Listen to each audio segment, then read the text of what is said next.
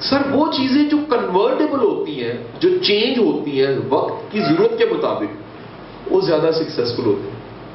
وہ ہمارے دوست ہیں اشرف چودھری, انہوں نے وہ تھیوری دی, اس کا نام رکھا ہے سریا تھیوری. سریا تھیوری کیا ہے؟ وہ کہتے ہیں سریا 1 کلو 70 روپے کا. یہ 1 کلو سریا اگر بولٹ میں کنورٹ ہو جائے, نٹ بولٹ میں خرادیا کنورٹ کر دے نٹ بولٹ کو, تو 1 کلو نٹ بولٹ 500 روپیز کے جی ہو سکتے ہیں شاید. اور اگر یہی لوہا, یہی سریا کنورٹ ہو جائے کسی اچھی گھڑی میں, تو گھڑی لاکھ روپے کی ہو سکتی ہے.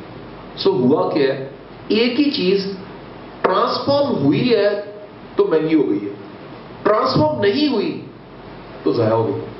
سو سر جو چیزیں بدلتی ہیں وقت کے ساتھ ساتھ, وقت کے مطابق, وہ مہنگی ہو جاتی ہیں. اس کی مثال شاید پچھلی دفعہ میں نے دی کہ نہیں دی, وہ نوکیا تھی.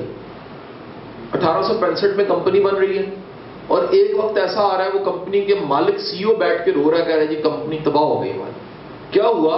وقت کے ساتھ جو تبدیلی کرنی تھی نوکیا نے نہیں کی, اور سیمسنگ اور ایپل نے آ کے وہ اسپیس ساری لے لی. سر وہ لوگ جو اڑ جاتے ہیں, ضدی ہوتے ہیں, وہ اسپائل ہو جاتے ہیں. ایک چھوٹی سی مثال دیتا ہوں. اس کمرے میں میرے داخل ہونے 10 چابیاں میرے پاس ہیں, میں ایک ہی چابی لے لوں, میری ضد ہے نہیں جی اسی سے کھول کے چھوڑوں, چابی ٹوٹے گی, دروازہ ٹوٹے گا, لاک ٹوٹے گا.